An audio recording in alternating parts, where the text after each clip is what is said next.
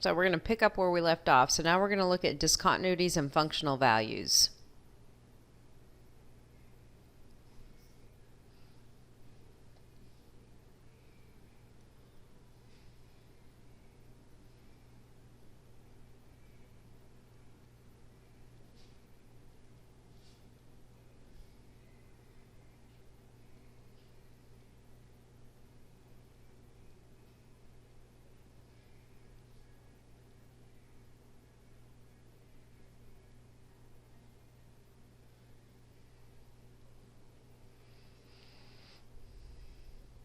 All right, we're going to look at discontinuities and functional values from two perspectives, from a graphical perspective and from an equation.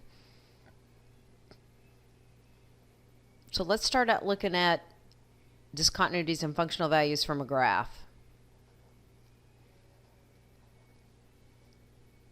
which that's easy. That's easily identifiable. We can look at a graph and determine if the functional value exists. Easily identifiable.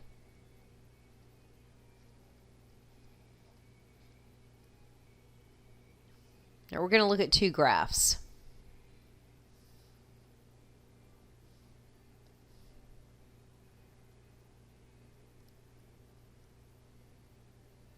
Absolute value of x over x.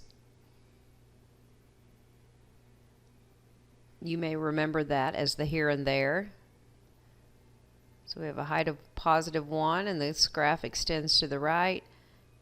And then we have other output values of -1.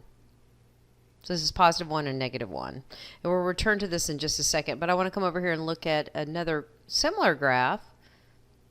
It's the G graph.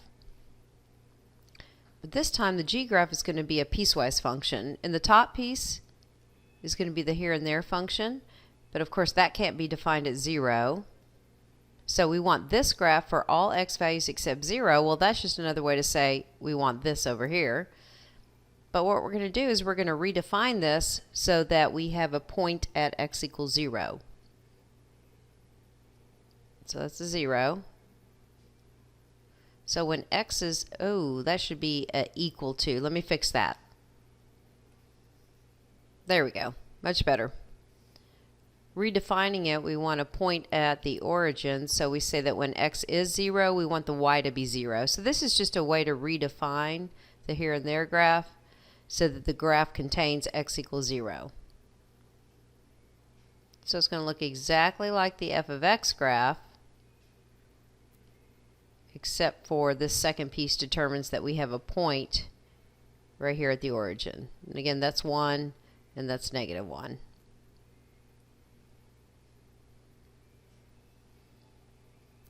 All right, so the topic is discontinuities and functional values from a graph. So let's come down here and evaluate this function at different input values. So f of 0, f of 2, and f of -5. We'll come back and answer these in just a second. Let's come over here. We want to calculate g of 0, g of 3, and g of -4. All right, so returning over here to the f graph, f of 0, well, if you're standing at x equals 0 and you look up or down, that functional value does not exist. Okay, we're interested in justifications too. So why does this not exist? Because, I'm going to abbreviate, and that's totally acceptable, because there's no y for x equals 0. So you're going to be asked to justify why a functional value doesn't exist, and the standard response is always the same, because there's just no y for when x is equal to that particular value. All right, what's f of 2? Well, if we're looking at where 2 is on the number line, we might imagine that x equals 2 is right here.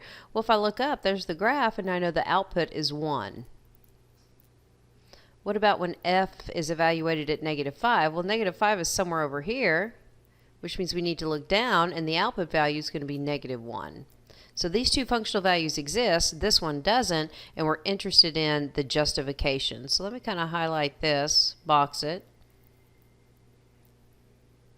because our work in the future is going to have us justifying, that's a justification.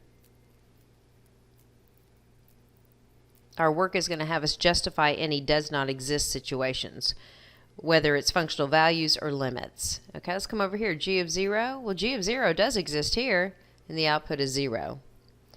G of 3 puts us over here. The output is 1. G of negative 4 is negative 1. So it's easily identifiable from a graph. We just look at it and we know if the function exists or not, and if it doesn't, we've got a great justification. That's the one we're going to use every time. Now in limits, the two justifications are determined by the type of discontinuity.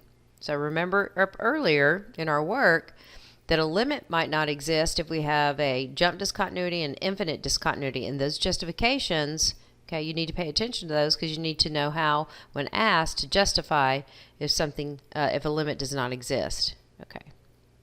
Let's continue our work with discontinuities and functional values, but let's not work with graphs. Let's work with the equations. So we're going to have three different equations to look at.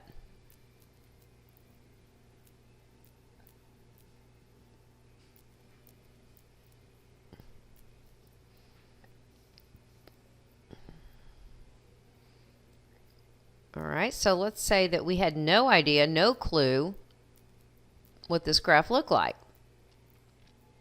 Absolutely none. And you're asked to find the functional value at 0. Well, I mean, we're just going to plug in 0 wherever we see x. So what happens is we get absolute value of 0 over 0. Well, that ends up being 0 over 0. And if you haven't seen this before, this is a certain type of result, and we call that indeterminate. We don't call it undefined or does not exist. We call it indeterminate. Now on a functional value question, if we get indeterminate, what that means is that the function does not exist at x equals 0. And again, what's the justification?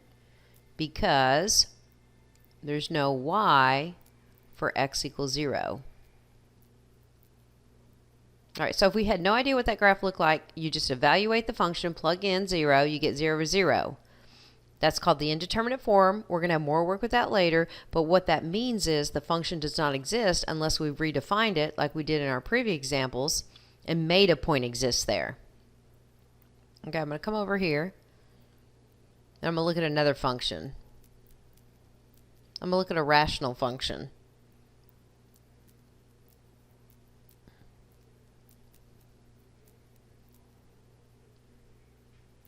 And I went ahead and factored out the denominator for us. Okay, I have no idea what that graph looks like at this point.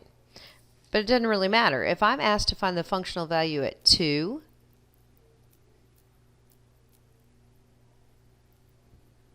okay, well, everywhere I see x, I'm going to replace in for x 2. So in the numerator, the result of that would be 0. In the denominator, I'm going to get a 0 out of this factor, but not out of that factor. That would be 3, but it doesn't matter. 0 times 3 is 0. Again, we call that the indeterminate form, but when it's a functional value question, we say that the function does not exist. Why? Because no y for x equals 2. Okay, you might have seen this as a whole, and that's true. This would produce a whole because you can kind of see you have a common factor here, and the remaining denominator here, when we graph, would be 1 over x plus 1.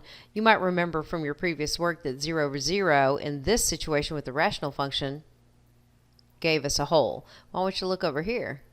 0 over 0 doesn't give us a whole. If you think about this graph, it's a jump discontinuity. So the indeterminate form, okay, could produce a whole, or it could produce a jump discontinuity. But in either case, it doesn't matter because the functional value does not exist unless we've redefined it like we did in the G graph previous. Okay, but the point of this is that the functional value does not exist. Okay, well, let's look at another situation. What if you were asked to find the functional value at, say, -1? All right, so I'm going to plug -1 in everywhere I see x. So in the numerator, I'm going to get -3. In the denominator, I'm going to have negative 3 times 0. Well, that's just 0. Okay, this is not called the indeterminate form because it's a different number, not 0 over 0. This is just undefined. But in any case, when we get this result from a functional value question, okay, we say the functional value does not exist because no y for x equals negative 1.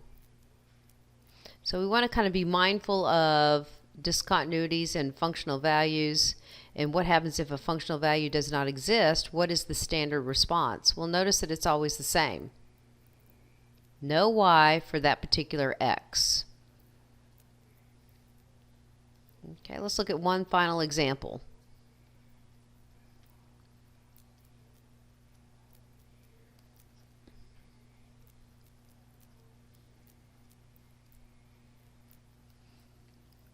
All right, well, you probably imagine by this point that I'm going to be talking about the behavior at x equals negative 3. Okay, so I'm not finding a limit, I'm finding a functional value. What is the functional value at negative 3? Everywhere you see x, replace it with negative 3, you're going to get 0 squared, which is just 0. Not indeterminate. This is what we call undefined. Okay, but on a functional value question, when we get either one of these two situations, indeterminate or undefined, as 0 in the denominator, irregardless of what's in the numerator, okay, we're going to say that the function does not exist because no y for x equals negative 3. I think I hit something on my pen here, and it caused it to make that funny. Ooh, look. So I think this is a good place to stop. So it's a good thing we're done.